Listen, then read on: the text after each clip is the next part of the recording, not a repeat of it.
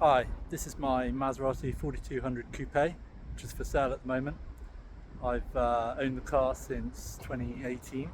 It's a great car, fantastic colour, lovely interior. It's in pretty good condition overall. Mechanically it's pretty spotless. It's a facelift model, so it's one of the later cars that was built, 2006. So you've got the revised front end, which looks really sharp. I've actually put a Grandsport grille on this, which for me works with these really nicely. Makes them a little bit more up to date, a little bit more sporty looking, I think, than the original. And then I think that's sort of the front end was the main change aesthetically, but the key thing with the facelift model really is the setup, the ECU, the gearbox, the chassis dynamics is essentially the same as the Grandsport. So some of those just slight nuances you had with the earlier cars, you don't have with this. It's super smooth on the gear change, really responsive on the throttle, particularly in sport mode. It's fully active dampeners or adjustable dampeners in different sport and comfort settings. Changes throttle response, changes gear speed. So that sport button really is quite magic on this car, as all the reviews will tell you. Don't know that there's anything else specific about the model. This particular one, it's also got the xenon headlights, which I don't think was standard. I think that was an optional extra, but I think otherwise most of the equipment and the specification on these is pretty high end. You know, they came with kind of everything out of the box. Inside, what have I done? Added to the car. So inside, we start there. I've added a Loudlink Bluetooth kit. So it's a fully integrated sound system on these, which obviously by modern standards is getting on a little bit now, so that's a little bit out of date.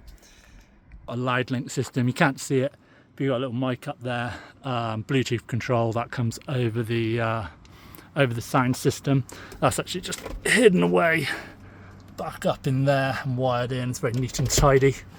So that's quite a nice addition. Otherwise, inside the car, we're pretty standard. As you can see, it's this really nice cream leather interior, lots of leather, lots of details. The interior is in pretty good condition. There's obviously a little bit of sign of wear on the seats. They could probably do with some feed. And then you've kind of got some of the classic things you get with Italian cars, both Maserati and Ferrari of this vintage. Some of the plastics are a little bit sticky. So that's something that could be improved. But overall quality, cleanliness, carpets, etc. It's lovely. It's a lovely place to be. Other than maintenance, I won't go through it all, but mechanically it's had lots of work done to it over the years. Nothing like major. There's never been broken off the road or anything. But just to keep on top of things, probably one of the key things: new brakes, including new discs all the way around. They can be quite expensive and hard to get hold of at times. So good to know that they're all brand new.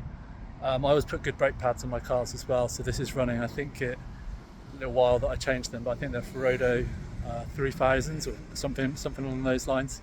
So a very good pad that's generally recommended on Italian cars that I've used a lot in the past as well. They're really good stopping power, so the braking response is great.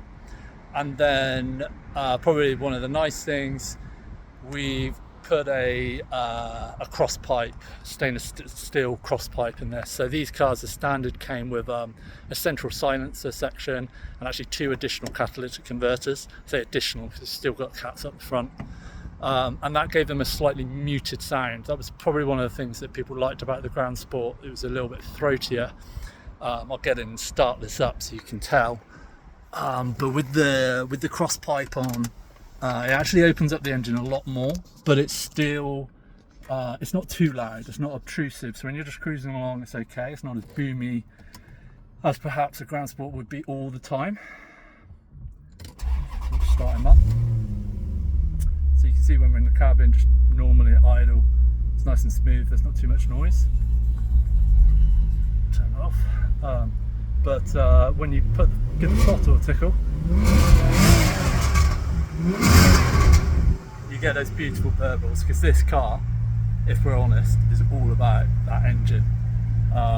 Maserati Ferrari 4.2 V8, revs to 7,500. The engine on this car is absolutely sublime. I mean, they're fantastic cars. I've always loved the way they look. But if we're honest, it's all about the engine and the performance that gives. They're still quick cars. I don't know what the official 0 to 60 is, but it's something in the ilk of 5 seconds, which obviously with the way things are nowadays, it's daft that there's saloons and electric cars that can match that to a degree, but obviously it's the way this delivers that as a naturally aspirated V8. It's a beautiful car to drive. Genuine reason for sale. I've had the car, as I said, since 2018. So I've had the car for 6 years now, and it's just time to move on, really. I've actually got I've got 2 cars that I'm going to sell at the moment. There's this one and a classic 1969 Alfa Romeo Spider. I've had a lot of Alfas, only one Maserati, but lots of Italian cars. But I don't get to use them loads with family, etc. So I've decided instead of 2 cars that I don't use so much, I'm going to combine those into one. So it's just time for a change, time for a freshen up. As I say, this is a beautiful car, but it's just time for it to move on to a new owner. So I hope you enjoy it. If you're looking for one, I don't think you'll find many in this sort of condition. It's pretty nice. So the only thing, mechanically, you're all good. Really nice and tidy. I don't think you're gonna have any issues there. It's only done about, I think it's 69,000 miles. You have to check the detail on the ad, but that's not high mileage for the age. I think it's pretty reasonable. I think this colourway and the updated front end, etc., looks fantastic on these. And they've got a bit more, I don't know, the Grandsport's nice, but it's a very sporty car. I don't know, is it aging as well? I think these are sort of coming into their own a bit more now. They've got, nice blend of style on these, which is really quite nice, quite classy, quite sophisticated. There's a few, like, if you wanted to improve this, you could sort out the sticky plastics. You can either do that yourself, cleaning those down and repainting them, or you can send them away. It's just not something I've ever really got round to. It's quite a fiddly job to go through all of them, and it's not something I've really ever focused on. And then there are a few marks on the paintwork here and there, but as you can see from walking around, there's nothing that you notice that, day to day. Yes, the car is 2006, so it's nearly 20 years old. It's probably had I've never had any paintwork done on it, but it's probably had a few things before me. But fundamentally it's original paint, so obviously you can expect a few stone chips, a little bit of a little bit of action here and there. There's a few points which I can point out to someone if they're interested, but there's nothing that's going to majorly detract from the car.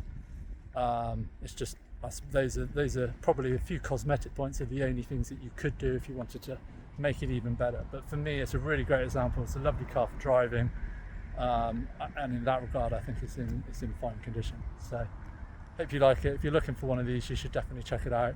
I think it's a really good example. I don't think you're going to see many that are as tidy, as well cared for. A lot of the work, I've done some of the work myself. I'm an enthusiast.